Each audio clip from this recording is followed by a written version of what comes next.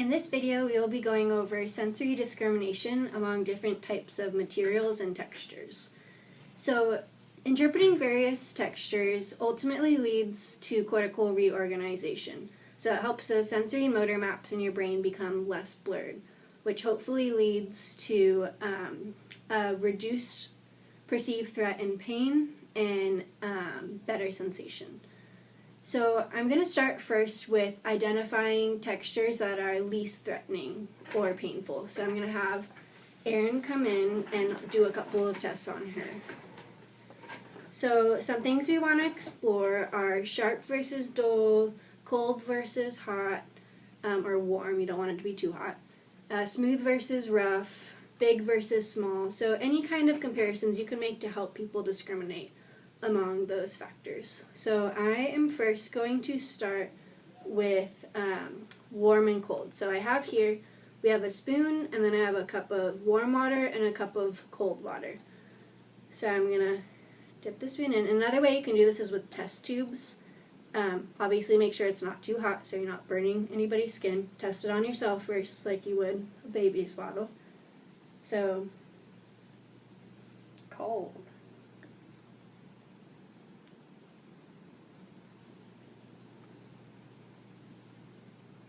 Warm. Good. Okay, so that's just to make sure that she does have those sensations to temperature. So next, so these are kind of the initial almost assessments of what the patient can tolerate and what kind of sensory deficits they have. So the next one I'm going to do is pain. So we're going to do sharp and dull, which I'm using a paper clip here. I have a pointy side bent out, and then I'll use the dull side on the other side. So I'm going to have her close her eyes. Sharp. Yeah, sorry, sharp or dull? Sharp. Good. Sharp. So you want to make sure you're pressing into her skin enough to leave that indent.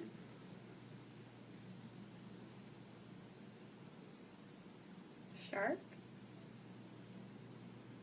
Dull. Okay, good.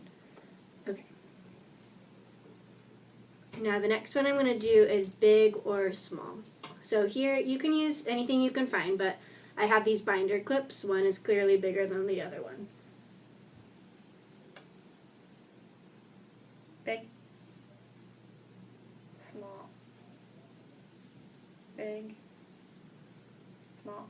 Good. So you kind of want to go all over that that area that's a little bit more sensitive. So in this case, it would be her hand, and you're going to be switching off in different areas. Okay. Next, we're going to do smooth versus rough. So I have here some cotton and some Velcro. But you can, again, use any types of materials that you find. So close your eyes. Rough. Smooth. Rough. Smooth. Good. Okay.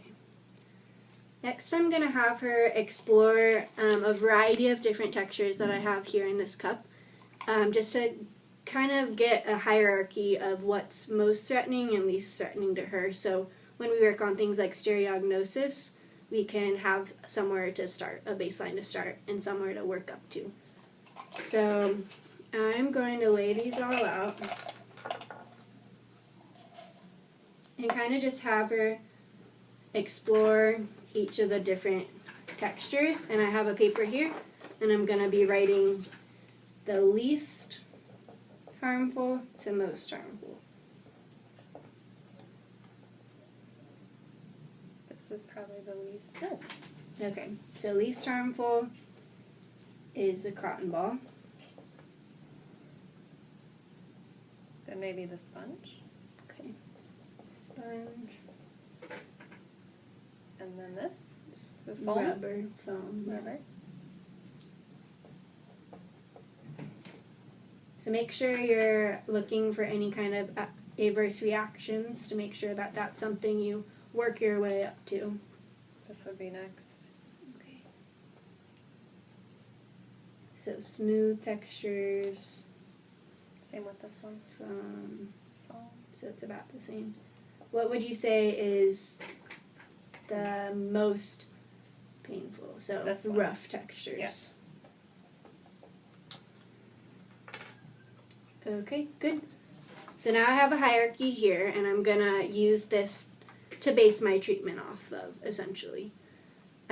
So the other thing is, if your patient has pain in the feet, you can do something similar to this. You're just gonna have different, like tiles or wood. You're gonna have them stand on those different textures and feel with their feet.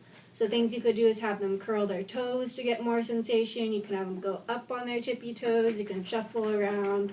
And do the same thing to get a hierarchy like this. So, like I said, it's important to make sure you're aware of how the patient is responding, to make sure that you're not making any situation worse and that you're working up to those threatening stimuli.